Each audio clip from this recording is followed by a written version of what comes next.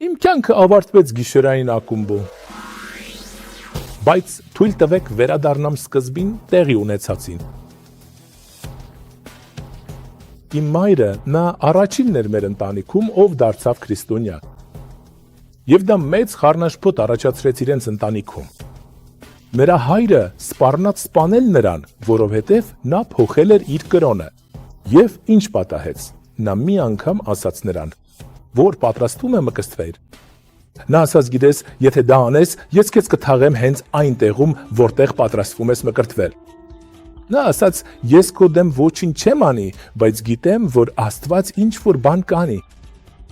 Եվ հենց այդ օրը նա եկեղեցում զարթոնքի ժողովի էր, եւ նրա հայրը եկավ այդ եկեղեցի։ Պարզապես պլանավորելու համար, գիտեք, վնասել այդ հովին, ամերիկացի հովին։ Եվ նա սպասում էր դրա մոտ։ Այնտեղ նա սկսեց լսել, թե ինչ են ասում այս խելագար մարդիկ, եւ այդ երեկո Աստված դիպավ նրա սրտին։ Եվ ժողովից հետո նա մոտեցավ նրան ու ասաց. «Երբ ես մկրտվելու»։ Եվ նա ասաց նրան, իսկ նա պատասխանեց. «Լավ, գրանցիր իմ անունը»։ Եվ նույն օրը մկրտեցին։ Այսպիսով նա իր հորը բերեց Քրիստոսի մոտ, հետո իր մորը բերեց Քրիստոսի մոտ, իսկ երրորդ սերունդը մենք էինք։ Նա իմ բոլոր եղբայրներին ու քրոջս բերեց Քրիստոսի մոտ, բայց ես ընտանիքում միակն էի։ Ով ընտանիքի սև ոչխան էր։ Սկսեցի ինքս ինձ հարց տալ, ինչու քրիստոնեությունն է ճիշտ։ Ես երկու բան էի քննում։ Մեկը, որ փնտրում էի, երջանկությունն էր, որովհետև ինձ համար ամեն ինչ աղքատ ընտանիք էր։ Մենք ոչինչ չունեինք։ Ինչ կլինի, եթե փող ունենանք։ Ինչ։ Եվ մյուս բանը, որտեղ է ճշմարտությունը։ Ճշմարտությունը քրիստոնեության մեջ է, թե այլ կրոնում։ Այսպես, ես ավելի քան 3 տարի իսլամ էի դավանում։ Ես մուսուլման էի։ Բայց այնտեղ ես չգտային, ինչ փնտրում էի։ Ուրեմն ընկերներիցս մի քանիսի օգնությամբ նրանք ինձ սովորեցրին, թե ինչպես թմրանյութ օգտագործել։ Եվ ես կախվածություն ձեռք բերեցի թմրանյութերից, բայց ինձ համար այնտեղ որոշ երջանկություն գտա։ Բայց ես պայքարում էի։ Սկսեցի խմել, բայց շարունակում էի պայքարել։ Ես երջանկություն չունեի, իմ կյանքում ոչինչ չէր փոխվել։ Բայց ես գիտեի։ Գիտեմ, որ կա մի մայր, իմ մայրիկը, ով աղոթում է ինձ համար։ Օրական 4-ից 5 ժամ 23 տարի շարունակ ծնկաչոք։ Եվ տատիկս էլ էր աղոթում ինձ համար, ու նա միշտ ասում էր. «Տես տղա, ես չեմ մահանալու, մինչև դու քրիստոնյա չդառնաս»։ Հետո նոր կմեռնա։ Տես, նա ինձ ասում էր, խնդրում եմ, ընդունիր Քրիստոսին, որովհետև կարոտում եմ իմ Տիրոջը։ Ուզում եմ տուն գնալ, ուզում եմ տուն դնել։ Բայց քանի որ ես ճշմարտություն չգտա քրիստոնեության մեջ, իսլամի մեջ, գիտես, ես երաժիշտ եմ, սիրում եմ երաժշտություն։ Իմ ընկերներից մեկը ասաց. «Ինչու քեզ մի բան չառաջարկեմ»։ Ես ասացի ինչ։ Եվ նա ինձ տարավ այդ գիշերային ակումբը, որը Հորդանանում ամենամեծն է։ Եվ նա ասաց. «Այստեղ դու կվայելես կյանքդ»։ Երբ այդ ժամանակ գնացի այնտեղ, գիտես, ասացի. «Վաու, սա դրախտ է։ Սա երկինք է, եւ ես այնտեղ աշխատեցի շատ տարիներ, որպեսզի իմանամ, որ նույնիսկ նրանք, ովքեր մեծ գումար ունեն, գիտես, երջանիկ չեն, նրանք երջանիկ չեն։ Ուրեմն ինչ ամեն։ Ես շատ էի պայքարում իմ կյանքում։ Երջանկություն չկար։ Գումար կար, ես շատ գումար էի ստանում, բայց գումարը ինձ չէր օգնում։ Քրիստոնեությունը չէ, իսլամը չէ։ Ինչ ադեմ, լավագույնը ինձ սպանելն է։ 3 անգամ փորձեցի ինձ սպանել ու ազատվել այս կյանքից։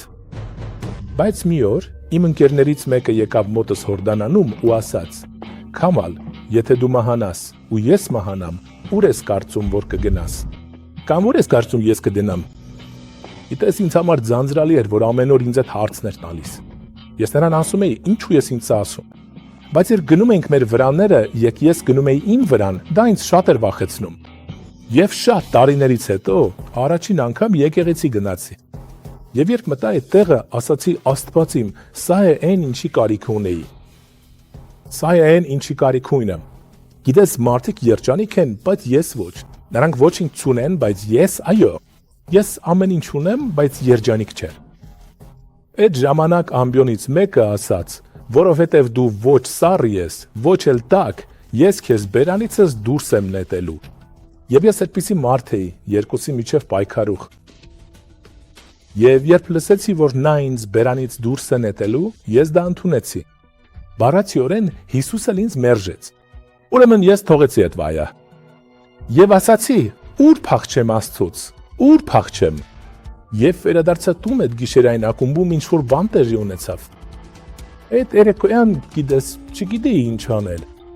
Բայց նամակ ստացա, որտեղ գրված էր, որ եղբայրս Ռամզին մոտոցիկլետով էր եւ վթարի հետևանքով մահացել է։ Նա նույնն էր, ով ինձ այդ հարցն էր տալիս, եթե մահանաս, եւ եթե ես մահանամ։ Եվ այդ երեկոյան հասկացա, որ եթե այսօր մահանամ, դժոխք եմ գնալու։ Եվ ինչ արեցի, ասացի լավ Աստված, ուզում եմ ինչ-որ բան անել։ Դու ինձ բերանից դուրս շախմատը։ Եվ հետո ասացի, եթե ընդունես ինձ, ամբողջ կյանքումս քեզ կծառայեմ։ Ինչ-որ բան արա դրա որ։ Եվ երբ ասում եմ, եթե ուզում ես որ ասեմ թե մեղավոր եմ, ոչ, ես դրանից էլ ավելին եմ։ Ես քեզ ավելի շատ եմ պետք քան գա։ Եվ այդ պահին ինչ-որ բան տեղի ունեցավ։ Ես հիմա չեմ կարող դա բացատրել։ Ես բացատրեցի, որ Սուրբ Հոգին լցրեց իմ մարմինը, իմ կյանքը, իմ սիրտը։ Գիտես, երբ մարդիկ այդ գիշերային ակումբում ապարում էին, ես սկսեցի ապարել իմ սեղանի մոտ, ու մարդիկ մտածում էին, թե խելագար եմ։ Ես չէի հավատում, որ Հիսուսը ինձ կընդունի, գիտես։ Եվ այդ գիշերը, այդ պահին, ես հրաժարական տվեցի այդ գիշերային ակումբից ու մտածեցի, ում առաջինը ասեմ։ Երբ դուրս եկա այդ գիշերային ակումբից, արդեն առավոտյան 7-ն էր։ Երբ մտա տուն, տանը տատիկս, ով մոտավորապես 88-ից 89 տարեկան էր եւ շատ թույլ տեսողություն ուներ, կանգնած էր սենյակի մյուս կողմում։ Երբ նա տեսավ ինձ, որ ներս եմ գալիս, ասաց. «Արի տղաս»։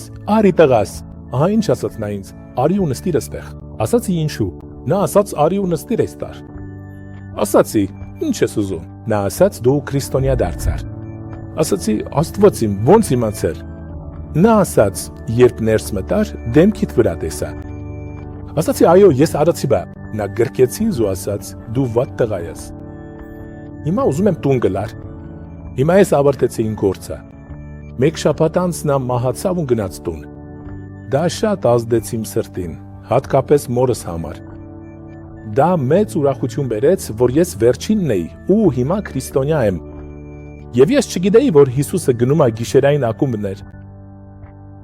Այդ գիշերային ակումբում, որտեղ մենք հանդիպեցինք երեկոյան ժամը 8-ին, ես նրան տվեցի իմ ամբողջ կյանքը։